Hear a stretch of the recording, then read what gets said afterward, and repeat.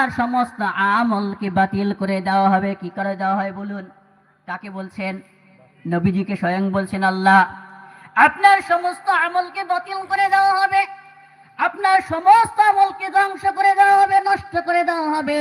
ওয়ালা তাকুনান্না মিনাল খাসিরিন, আর নিশ্চয়ই সেই সমস্ত ব্যক্তিদের সঙ্গে আপনি সমকক্ষ, তাদের দলভুক্ত হয়ে যাবেন, সেই সমস্ত বস্তুদের আপনি অন্তর্ভুক্ত হয়ে যাবেন। কোন সমস্ত ব্যক্তি?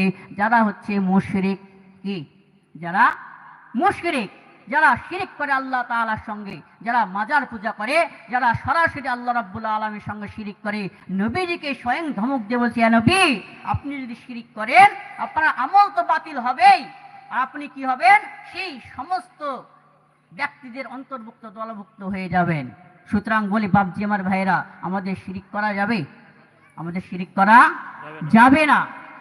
রব্বুল আলামিন এই জন্যই বলেন কুরআনুল পাকের মধ্যে সূরা নিসা 116 নম্বর আয়াতের মধ্যে বলছেন, ইন্নাল্লাহা লা ইয়াগফিরু আন ইউশরাকা বিহি ওয়া ইয়াগফিরু মা দুনা যালিকা লিমান ইয়াশা ওয়া মান ইউশরিক বিল্লাহি ফাকাদ যাল্লা যালালান বাঈদা।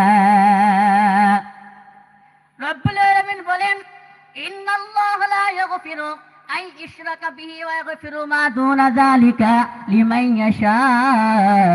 আমি রব্বুল আলামিন নিশ্চয়ই সেই সমস্ত ব্যক্তিদেরকে আমি ক্ষমা করব না, নিশ্চয়ই সেই সমস্ত ব্যক্তিদেরকে আমি মাফ করব না। কোন সমস্ত ব্যক্তি? যে সমস্ত ব্যক্তি আল্লাহ রব্বুল আলামিনের সঙ্গে শরীক করেন। আর রব্বুল আলামিন বলছেন, আর আমি যদি চাই তাদের সমস্ত গুনাহ খাতাকে আমি মাফ করে দিতে পারি, কিন্তু যদি শিরকে গুনাহ থাকে আমি সেই ব্যক্তিকে কখনোই মাফ করব না।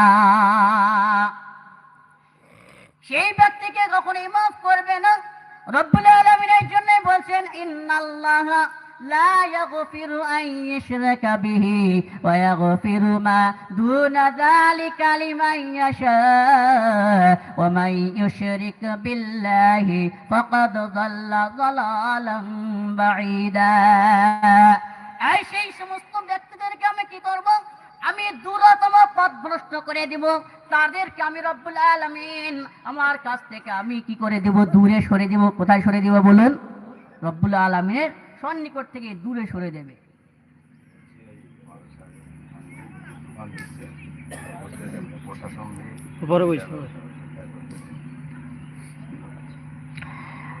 তো যাই হোক, যারা দোকান বসিয়েছেন, দোকান বসাতে মানা আছে, তো আপনারা দোকানকে তুলে নিয়ে চলে যাবেন। তো দরুদ শরীফে আল্লাহুম্মা সাল্লি আলা মুহাম্মাদিন ওয়া আলা আলি মুহাম্মাদ কামা সাল্লাইতা আলা ইব্রাহিম ওয়া আলা আলি ইব্রাহিম ইন্নাকা হামিদুম মাজিদ। আল্লাহুম্মা বারিক আলা মুহাম্মাদিন ওয়া আলা আলি মুহাম্মাদ কামা বারাকতা আলা ইব্রাহিম ওয়া আলা আলি ইব্রাহিম ইন্নাকা হামিদুম মাজিদ। তো রব্বুল আলামিন কি বলছেন? যে ব্যক্তি তিনার সঙ্গে শিরক করবে, শরীক করবে, কোন বস্তুকে সমকক্ষ করবে, তিনার সঙ্গে জড়িয়ে দেবে, রব্বুল আলামিন বলছেন আমি রব্বুল আলামিন আমাদের কাছ থেকে তাকে দূরতম পথভ্রষ্ট করে দেব। রব্বুল আলামিন যদি আমাদের কি দূরতম পথভ্রষ্ট করে দেন, তাহলে আমাদের অবস্থা কোথায় হবে বলুন? আমাদের অবস্থানটা কোথায় হবে? জাহান্নামের মধ্যে হবে। হযরত আবু হুরায়রা রাদিয়াল্লাহু তাআলা আনহু থেকে বর্ণিত, নবী করিম সাল্লাল্লাহু তাআলা আলাইহি ওয়াসাল্লাম বলেন, কাল কিয়ামতের ময়দানে কোন বান্দা যদি পাহাড় সমতুল্য গুনাহ করে ওঠে, কোন বান্দা যদি এই জমিন সমতুল্য গুনাহ করে ওঠে, কোন বান্দা যদি আসমান সমতুল্য গুনাহ করে ওঠে, কোন বান্দা যদি সমুদ্রের পানা সমতুল্য গুনাহ করে কাল কিয়ামতের ময়দানে ওঠে, আল্লাহ রাব্বুল আলামিন বলছেন, বান্দারে সেই সমস্ত গুনাহগুলোকে আমি মাফ করে দিতে পারি যদি তোমাদের মধ্যে শিরকের গুনাহ থাকে, যদি তোমাদের মধ্যে শিরক থাকে, তোমরা যদি কোনো বস্তুকে আমি রাব্বুল আলামিনের সঙ্গে তোমরা জড়িয়ে দাও, সেই সমস্ত ব্যক্তিদেরকে আমি কাল কিয়ামতের ময়দানে কখনোই মাফ করব না। কে বলছেন?